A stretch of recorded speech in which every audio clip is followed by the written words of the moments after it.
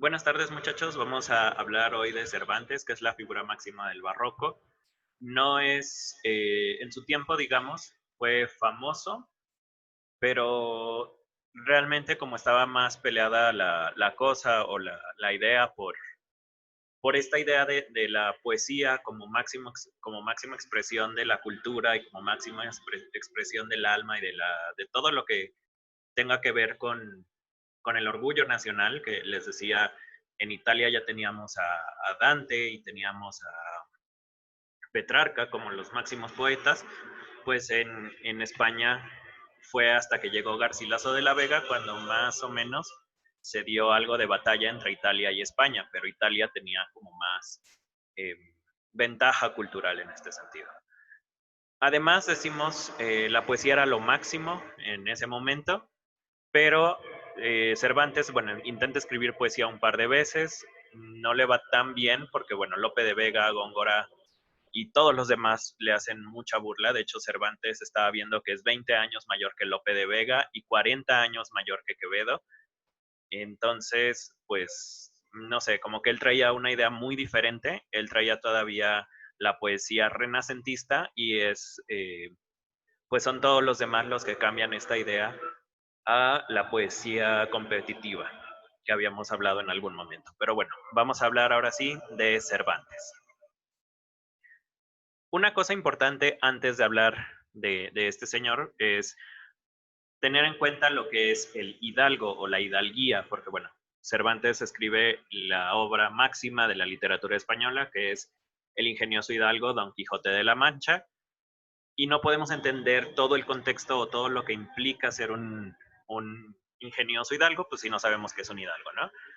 Durante los siglos áureos, es decir, de 1550 a 1700, la gente en España estaba muy preocupada por la pureza de sangre o la pureza del linaje, algo que va a marcar la vida de Góngora, que va a marcar muchas de las críticas que le hacen, pues bueno, a Góngora principalmente, pero que van a servir para descalificar la autoría de cosas como las del Inca Garcilaso de la Vega, un mexicano, eh, porque él no era de sangre pura. ¿Qué era para ellos la sangre pura? Como tenemos en la imagen que aparece aquí, pues te daban como una plaquita o un documento que decía que sí, la iglesia avalaba que tenías la sangre pura, y esto se refería a tener 4 generaciones, es decir, papás, abuelos, bisabuelos y tatarabuelos, que todos hayan sido comprobadamente cristianos.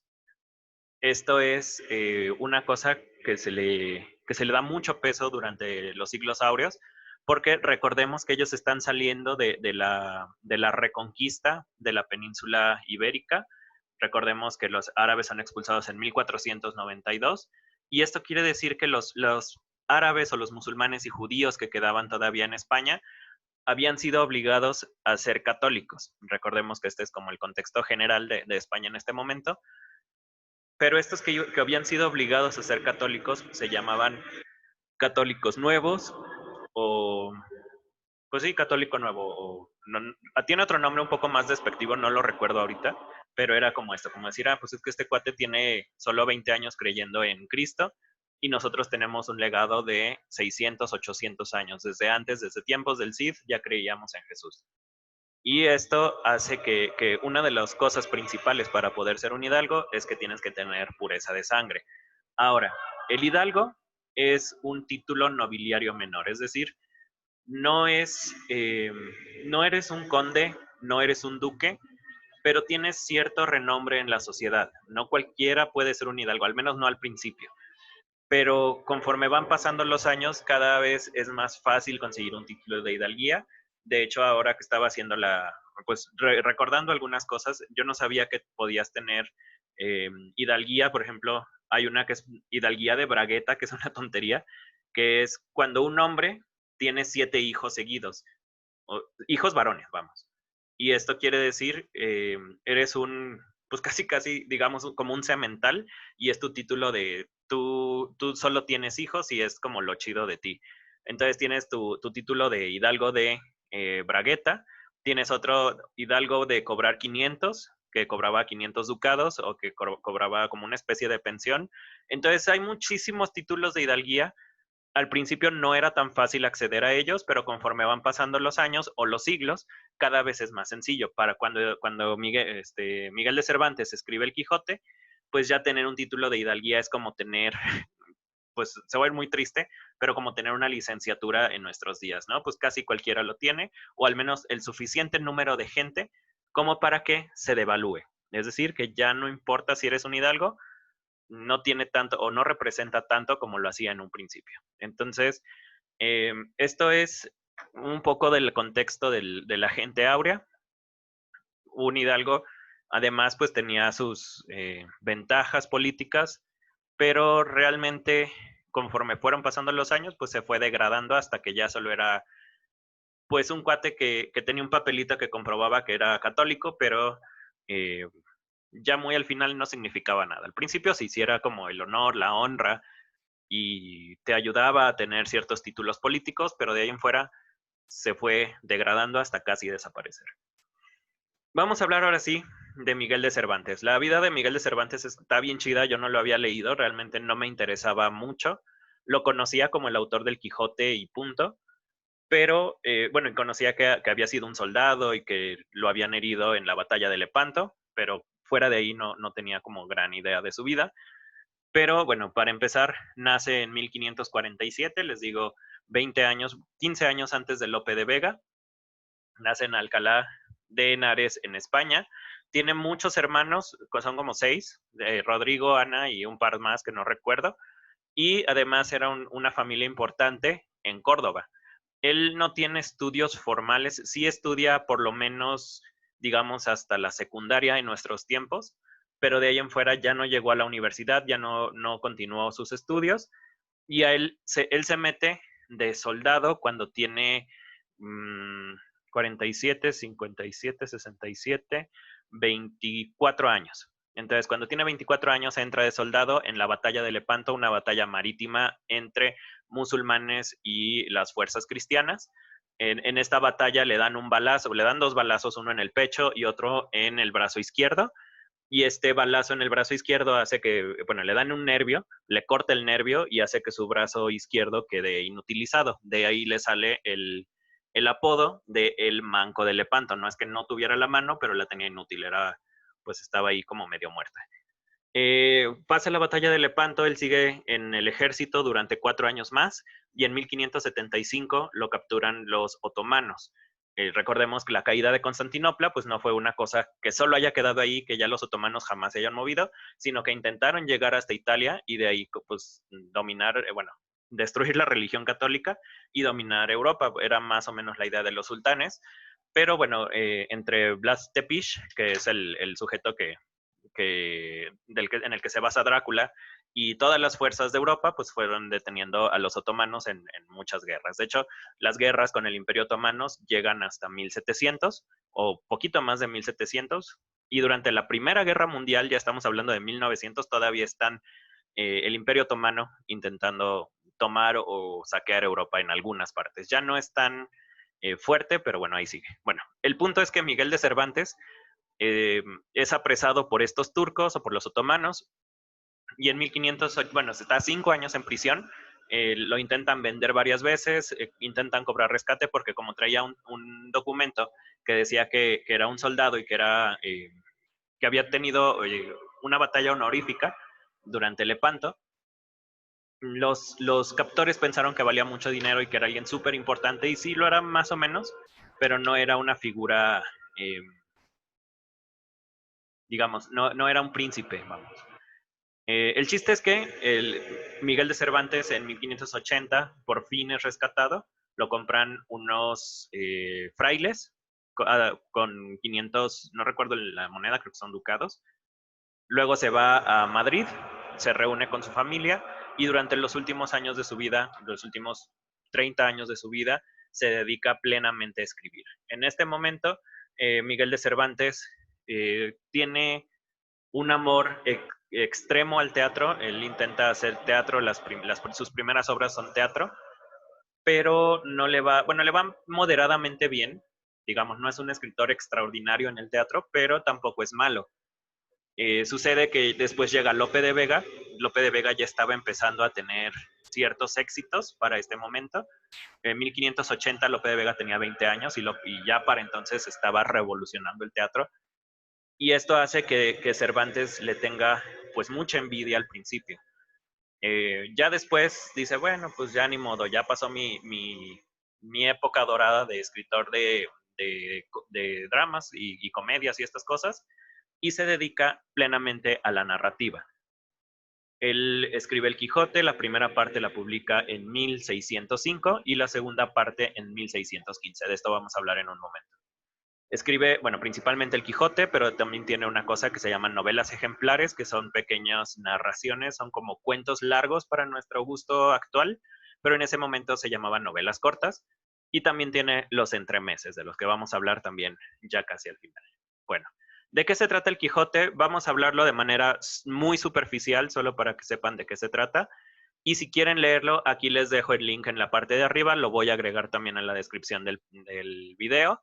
Está directamente el Instituto Cervantes, que es una de las instituciones más grandes de literatura en España. Y lo bueno de este formato, de que lo puedan leer en línea, en esta página, es que tiene muchísimas notas. Todos estos numeritos que están aquí en la pantalla, okay, estos números que están aquí, cuando ustedes le dan clic, les aparece un cuadro como este, donde les explica más o menos qué quiere decir, porque bueno, la obra de Cervantes tiene por ahí de 500 años de existencia, ya casi cumple 1600, de hecho ya tiene 400 años de existencia.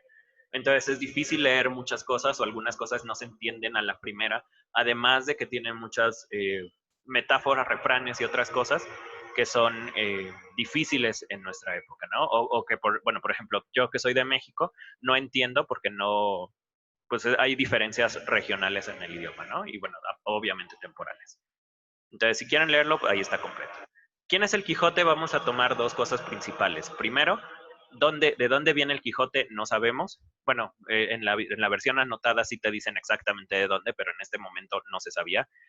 Eh, y al Quijote lo definen dos cosas. Número uno, lo que dice el narrador de él. En este caso dice, en un lugar de la Mancha, de cuyo nombre no quiero acordarme, no ha mucho tiempo que vivía un hidalgo de los de lanza en astillero, adarga antigua, rocín flaco y galgo corredor. Primeras dos partes, estas se han analizado un montón, vienen muchas notas en esa versión que les decía, pero básicamente un lugar de la Mancha, un pueblo por ahí perdido, de cuyo nombre no quiero acordarme. En este caso, no querer acordarse no se refiere a no tengo la voluntad, sino que no puedo hacer memoria de este pueblo.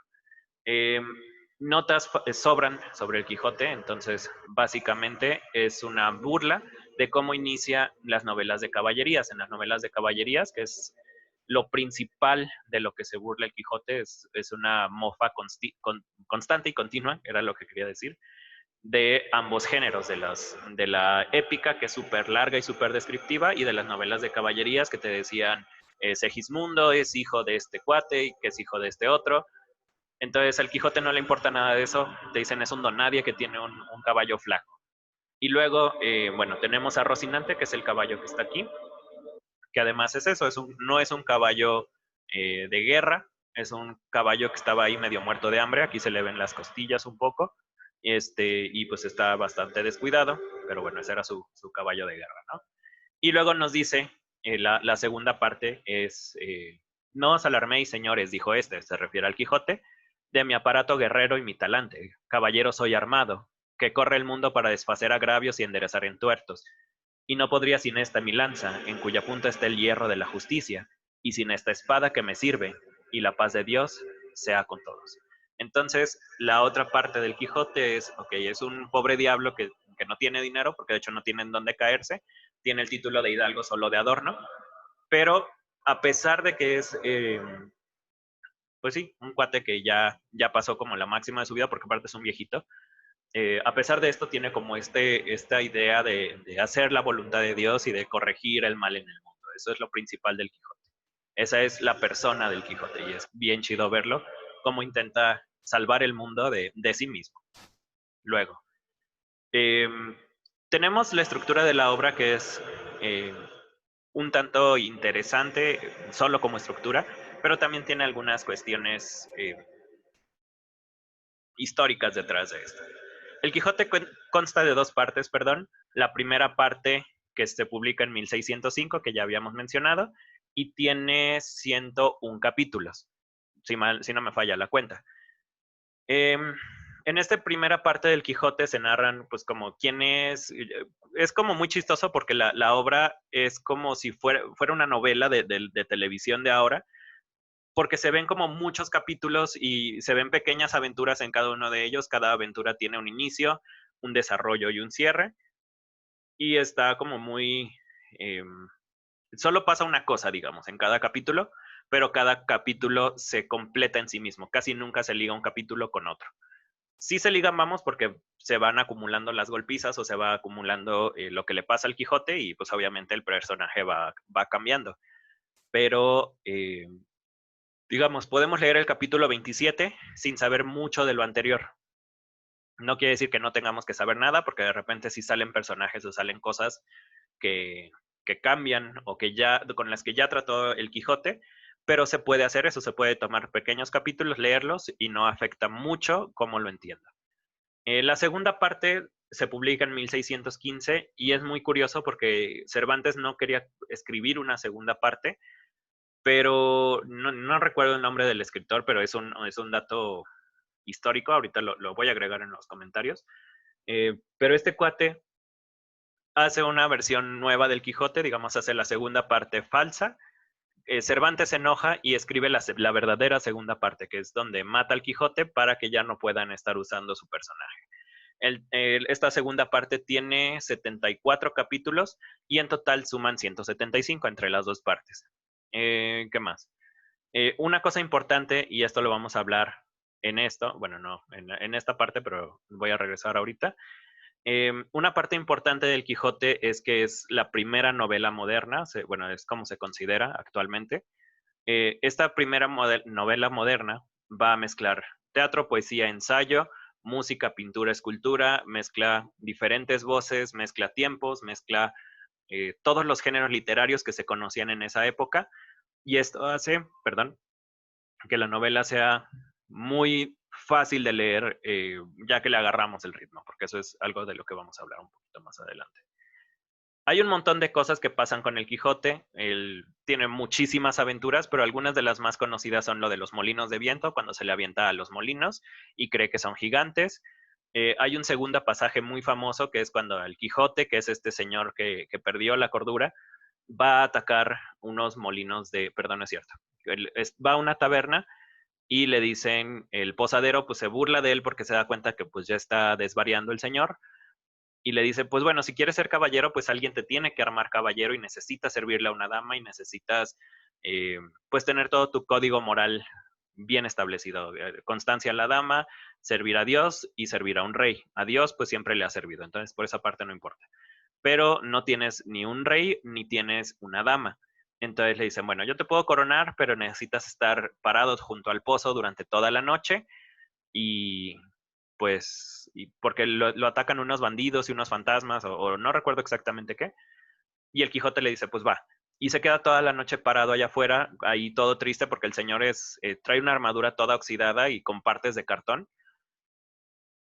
y durante la noche lo apedrean los mismos inquilinos de la posada. El posadero va y les dice, miren, hay un señor viejito allá afuera, vamos a apedrearlo.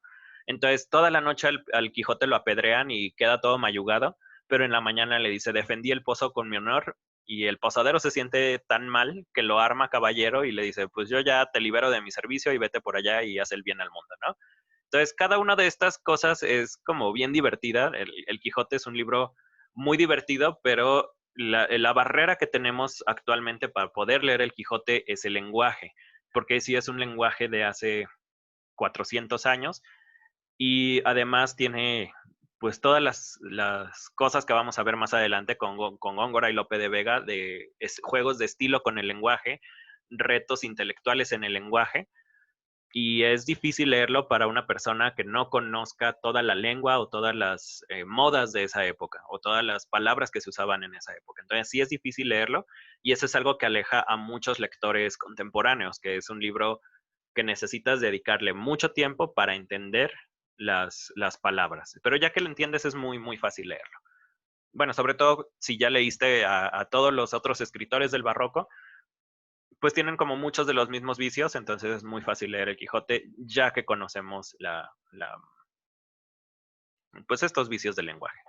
Por último, La muerte del Quijote, el último capítulo del segundo libro, es una cosa bellísima en la que el Quijote se caracteriza porque es un personaje que está loco o que no está acuerdo o que no puede convivir con el mundo de manera eh, civilizada, decente, no sé cómo decirlo.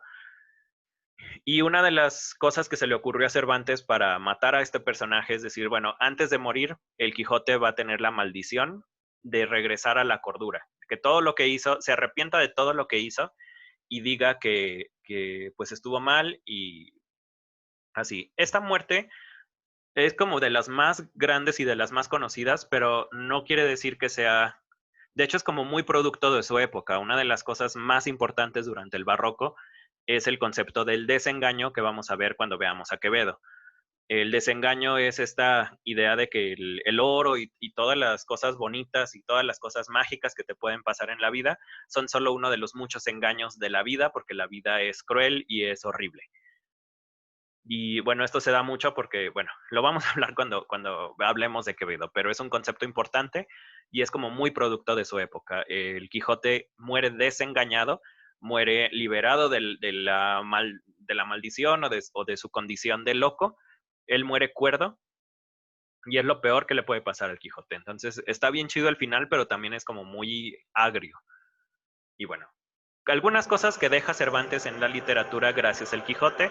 Primero, polifonía, que quiere decir que muchos personajes van a dar sus puntos de vista. Hasta este momento en la literatura, los personajes solo hablaba el héroe o solo hablaba el narrador, o en todo caso el narrador y el héroe, pero nada más.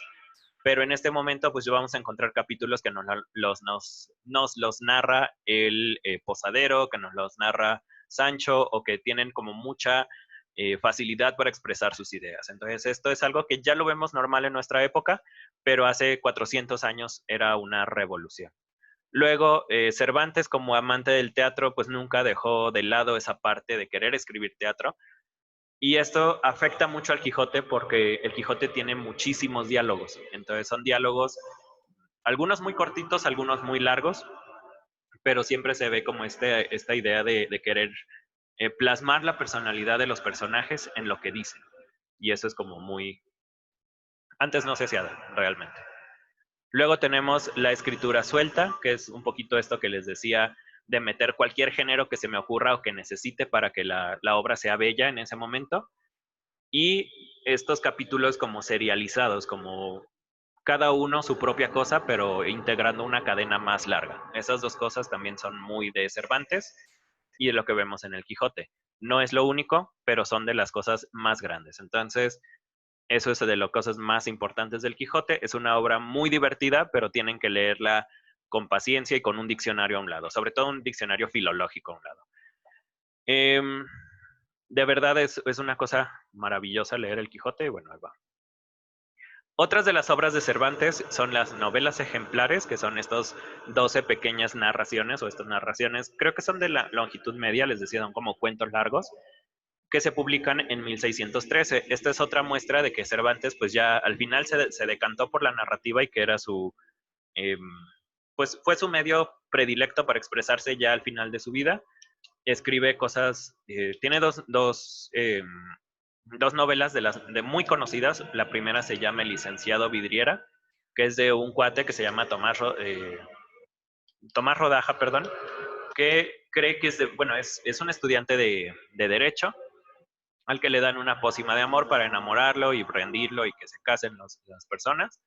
Pero esta pócima tiene un efecto inesperado, que es que el cuate se empieza a sentir de vidrio y dice, no me puedo mover porque soy de vidrio, pero esto al mismo tiempo le da como una claridad mental extraordinaria y esto hace que todo el mundo vaya a preguntarle cosas y que pues él siempre que responda con algo muy acertado, pero al mismo tiempo, bueno, al final, perdón, se cura de los efectos de esta pócima, se le quita este miedo por ser de vidrio, pero pierde toda esta agudeza mental y esto hace que la gente pues lo vuelva a pues abandonar y vuelva a ser casi un don nadie. Y el segundo, perdón, es Rinconete y Cortadillo. Este no lo he leído, pero sé que va de dos malandrines, dos ladrones, que pues roban, vamos, y que acaban terminando en una mafia, o sí, pues en un círculo de corrupción de Sevilla. Y pues se ven prostitutas, se ven estos alguaciles corruptos, todo lo que hemos visto en películas de mafia ya lo había escrito Cervantes hace 400 años. Y por último, las otras obras grandes de Cervantes, no digo las únicas, pero de las más conocidas, se llaman los entremeses, que son eh, pequeñas obras de teatro que se meten dentro de otras obras de teatro.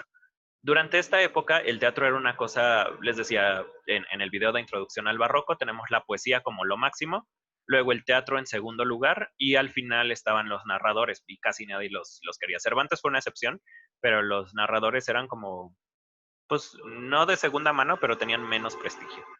Entonces, en el teatro había una cosa que era pues la obra de teatro normal, que tenemos a Lope de Vega y a este Pedro Calderón de la Barca juntos como dos de las figuras máximas, no los únicos, pero los más conocidos.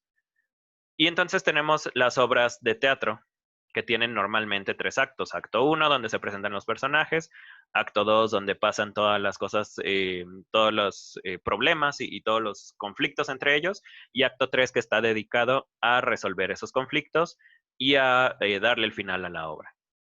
Resulta que en esta estructura quedan estos huecos que se llaman intermedios y de hecho durante muchos años o durante muchos siglos estos pequeños intermedios servían para que la gente se diera una vuelta, se distrajera o pues estuviera sentada en su lugar pero estuviera en calma. Lo que pasa en esta época en España es que la gente veía el teatro como un entretenimiento popular masivo, como vemos ahora a lo mejor el fútbol. Y la gente se llegaba a poner tan violenta, aparte los escenarios estaban separados en dos partes, que era, se les llamaba gallineros a estos teatros. En la parte de arriba estaban las mujeres y en la parte de abajo estaban los hombres, o al revés, no recuerdo, pero la cosa es que estaban separados por sexos. Entonces, durante las funciones de teatro la gente se ponía tan salvaje que se podía empezar a aventar jitomates o se podía pues gritar o podían ponerse a hacer cosas indecentes y así, y era muy difícil controlar porque eran multitudes gigantescas, eran, pues no sé, 1000, 2000 personas ahí metidas y todas en este mismo ánimo de destrozar el teatro mientras no salieran los actores, porque eran muy exigentes también. Y esto ayuda a que el teatro sea de muy buena calidad.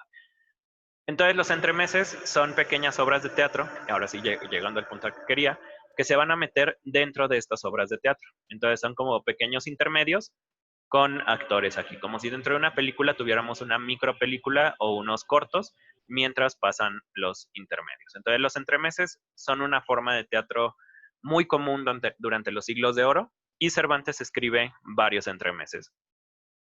Entonces, esto es de lo más rescatable de la obra cervantina.